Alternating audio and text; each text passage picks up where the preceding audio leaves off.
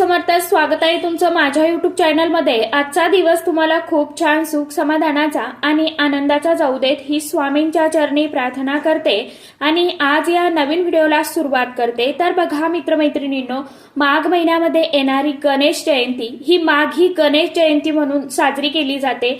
गणपती बाप्पांचा जन्मदिवस म्हणजे माघी गणेश जयंती।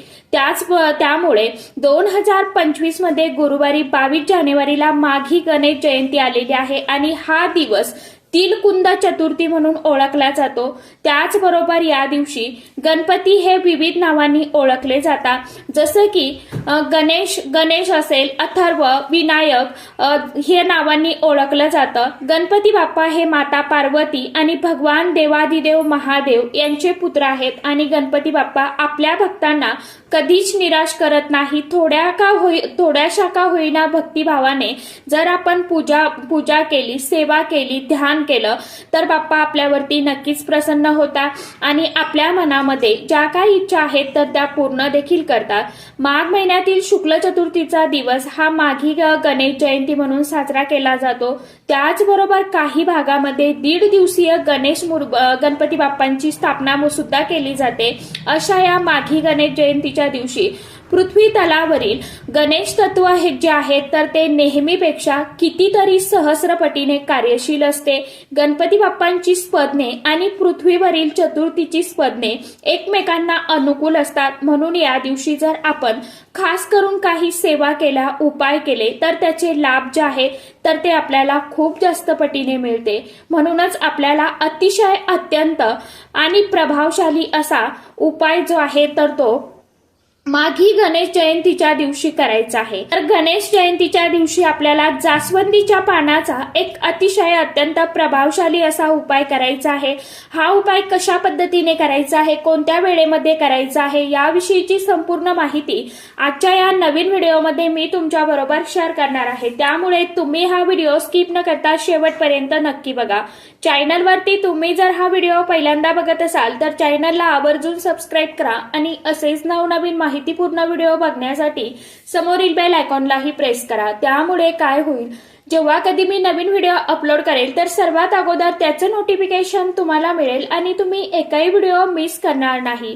तर बघा मित्रमैत्रिणींनो, आपण जीवनामध्ये कधी कधी खूप मेहनत करतो, कष्ट करतो, तरीही आपल्याला काही वेळा त्या कष्टाचं, मेहनतीचं फळ जे आहे तर ते मिळत नाही, किंवा मग आपल्या जीवनामध्ये कोणतीही समस्या असेल तर तरी सुद्धा आपण हा जो उपाय आहे ना तर तो करू शकता। कारण की बऱ्याच वेळा आपल्या काही इच्छा ज्या आहेत तर त्या खूप दिवसापासून अपूर्ण असतात। आपल्या मुलांच्या प्रगतीमध्ये बाधा येत असेल, त्याचबरोबर मुलांना मनासारखी नोकरी मिळत नसेल, आपल्या घरामध्ये आर्थिक समस्या असतील, काही केला पैसा टिकत नसेल, पैसा येतोय परंतु तो खर्च देखील तितक्याच प्रमाणामध्ये होतोय, घरामध्ये मानसिक सुख समाधान नसेल, घरामध्ये सतत आजारपण असेल, तर अशा कोणत्याही समस्येसाठी आपण हा जास्वंदीच्या पानांचा उपाय जो आहे तर तो आवर्जून करून बघा। नक्कीच तुम्हाला खूप चांगले अनुभव जे आहेत तर ते येतील। आता हा उपाय आपल्याला दिवसभरामध्ये आपल्या वेळेनुसार कधीही करता येणार आहे, कारण की महिला असेल, पुरुष असतील, तर अगदी शाळेमध्ये जाणारा मुलगी असेल, मुलगा असेल तरी सुद्धा हा उपाय करू शकता। जर आपल्याला अभ्यासामध्ये चांगले मार्क्स हवे असतील, कॉलेजमध्ये जाणारी किंवा शाळेमध्ये जाणारी मुलं असतील तर हा उपाय नक्कीच करू शकता। त्याचप्रमाणे अगदी वृद्ध व्यक्तीपासून सुद्धा हा उपाय तुम्ही करू शकता, काही अडचण नाही। म्हणजेच काय तर कोणतीही व्यक्ती हा उपाय करू शकते आणि या उपायासाठी आपल्याला जास्वंदीचं पान लागणार आहे। हे पान घेताना लाल जास्वंदीचंच पान आपल्याला घ्यायचं आहे।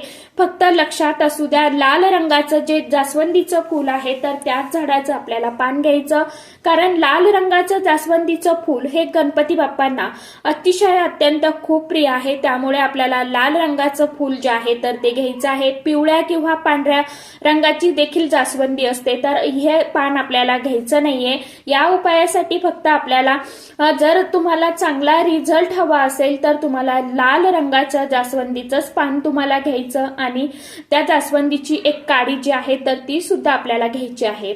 आपण दुर्वाची काडी सुद्धा घेऊ शकतो, काही अडचण नाही। हे पान आपल्याला घरी घेऊन यायचं आहे। त्यानंतर आपल्याला हे पान स्वच्छ धुवून पुसून काढायचं आहे। नंतर आपल्याला गणपती बाप्पांची पूजा सेवा करायची आहे। जरी आपण अगोदर गणपती बाप्पांची पूजा केली आणि त्यानंतर आपण दिवसभरामध्ये कधीही पान घरी आणून त्याचा उपाय जर केला तरी सुद्धा चालेल। हे पान आपल्याला घरी आणल्यानंतर सर्वात अगोदर स्वच्छ धुवून पुसून काढायचं। त्यानंतर आपल्याला ज्या ठिकाणी आपण गणपती बाप्पांची पूजा केलेली आहे आपण अशा या दिवशी सेपरेट ठिकाणी म्हणजेच पाटावरती चौरंगावरती स्पेशल पूजा आपण गणपती बाप्पांची मांडू शकता। देवघरामध्ये पूजा केली तरी देखील चालणार आहे, काहीच अडचण नाही। गणपती बाप्पांसमोर आपल्याला एक आसन ते घेऊन बसायचं आहे। आपल्याला स्वतःला अगोदर हळदी कुंकू लावायचं, त्यानंतर गणपती बाप्पांना हळदी कुंकू अक्षदा फूल अर्पण करायचं, धूप दीप ओवाळून घ्यायचं। त्यानंतर हे पान जे आहे तर ते पान आपल्याला कोरडं करून घ्यायचं, थोडंसं कुंकू ओलं करायचं आणि छोट्या वाटीमध्ये आपण हे कुंकू ओलं करून घेतलं तरी सुद्धा चालेल। त्यानंतर एक दुर्वाची काडी किंवा मग जास्वंदीची काडी तुमच्याकडे असेल तर त्या काडीने त्या पानावरती आपली जी काय मनोकामना आहे, इच्छा आहे तर ती त्या पानावरती अगदी थोडक्यात लिहायचं आहे।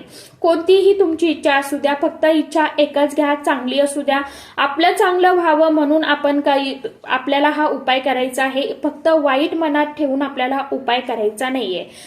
त्यानंतर आपल्या घरामध्ये जर पैसा हवा असेल तर पैसा तुम्ही असं शॉर्ट मध्ये लिहू शकता। त्यानंतर आरोग्य लिहू शकता किंवा मग इतर ज्या काही इच्छा आहेत, मुलांची प्रगती असेल किंवा अभ्यासामध्ये, नोकरीमध्ये, व्यवसायामध्ये प्रगती, तुम्हाला असं जे काय असेल ते लिहायचं आहे। अगदी 1 ते 2 शब्दामध्ये आपल्याला आपली इच्छा जी आहे तर ती त्या पानावरती लिहायची। त्यानंतर गणपती बाप्पांची ज्या ठिकाणी आपण मूर्ती फोटो ठेवलेला आहे त्यांच्या समोर एक लाल रंगाचं कापड कोरं जे आहे तर ते आपल्याला अंथरायचं आहे, त्यावरती आपल्याला हे पान ठेवायचं आहे। त्यासोबतच आपल्याला 21 दुर्वांची जुडी घ्यायची आहे। दुर्वा ह्या व्यवस्थित असाव्या, सुकलेल्या किंवा वाळलेल्या घेऊ नका। 3 पानाची एक दुर्वाची जी आहे अशी दुर्वा आपल्याला घ्यायची आहे, नाहीतर मग 21 दुर्वाची जुडी आपल्याला त्या पानावरती अर्पण करायची आहे आणि बाप्पांसमोर पान ठेवायचं। 21 दुर्वा घ्यायच्या, एक दुर्वा घ्यायची आणि आपल्याला एक वेळा गणपती अथर्व शीर्षम जे आहे तर ते पठण करायचं किंवा मग गणपती बाप्पांचा मंत्र तुम्हाला सोपा जो येत असेल तर तो मंत्र तुम्ही म्हणू शकता आणि त्या दुर्वा त्या पानावरती अर्पण करायच्या आहे।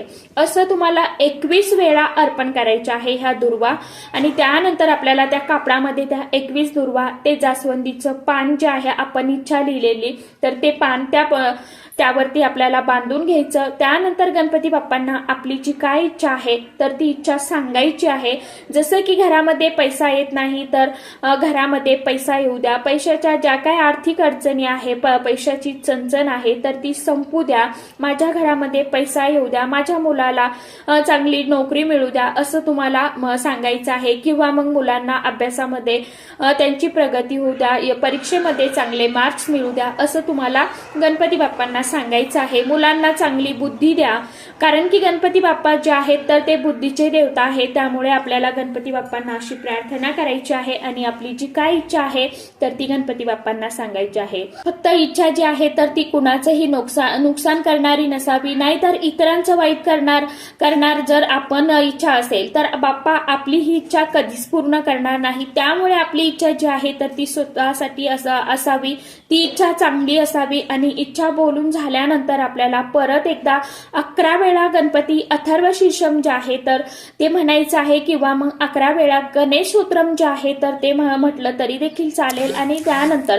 त्या कापडामध्ये ते पान दुर्वा जे आहेत तर ते बांधून घ्यायचं, गणपती बाप्पांच्या उजव्या चरणाजवळ ठेवायचं आहे आणि दिवसभर आपल्याला जेव्हा वेळ आहे आपल्या आजूबाजूला जिथे कुठे गणपती बाप्पांचं मंदिर आहे तर त्या ठिकाणी जायचं आपल्याला आणि हे जाताना आपल्याला ही जी पोटली आहे तर ती सोबत घेऊन जायची आहे आणि गणपती बाप्पांसमोर ठेवलेली जी आहे त्यामध्ये दुर्वा, जास्वंदीचं पान हे सुद्धा सोबत घेऊन जायचं ती पोटली आणि त्या ठिकाणी गेल्यानंतर परत एकदा आपली इच्छा मनोकामना गणपती बाप्पांना सांगायची आहे। बाप्पांच्या चरणावरती ती पोटली आपल्याला ठेवायची।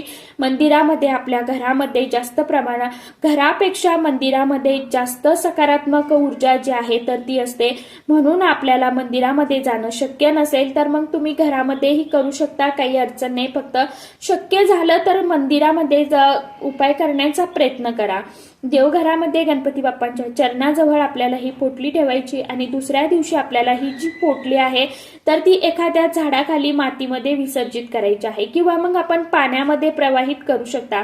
असा हा अतिशय अत्यंत साधा सोपा जास्वंदीच्या पानांचा उपाय आपल्याला करायचा आहे। उपाय करत असताना गणपती अथर्व शीर्षम किंवा मग ओम गणपतये नमः किंवा श्री गणेश स्तोत्र हे आपल्याला आवर्जून पठण करायचं आहे। आपली जी काय कोणतीही इच्छा असेल तर ती गणपती बाप्पांच्या कृपेने नक्कीच पूर्ण होईल। फक्त उपाय करत असताना मनामध्ये श्रद्धा ठेवा, विश्वास ठेवा, सोबतच कष्ट आणि कर्म चांगली करत चला, तरच आपल्या कष्टाला मेहनतीला साथ जी आहे तर ती मिळतच असते। आणि उपाय करत असताना तुम्ही किती विश्वासाने उपाय करता हे देखील तितकं महत्वाचं आहे। तर सांगितल्याप्रमाणे जास्वंदीच्या पानांचा उपाय आपल्याला गुरुवारी करायचा आहे। दिवसभरामध्ये तुम्हाला ज्यावेळी शक्य होईल त्यावेळी करण्याचा प्रयत्न करायचा आहे। फक्त एकच करा, ज्यांना शक्य आहे त्यांनी सकाळी जास्तीत जास्त 11 वाजेपर्यंत करण्याचा प्रयत्न करा।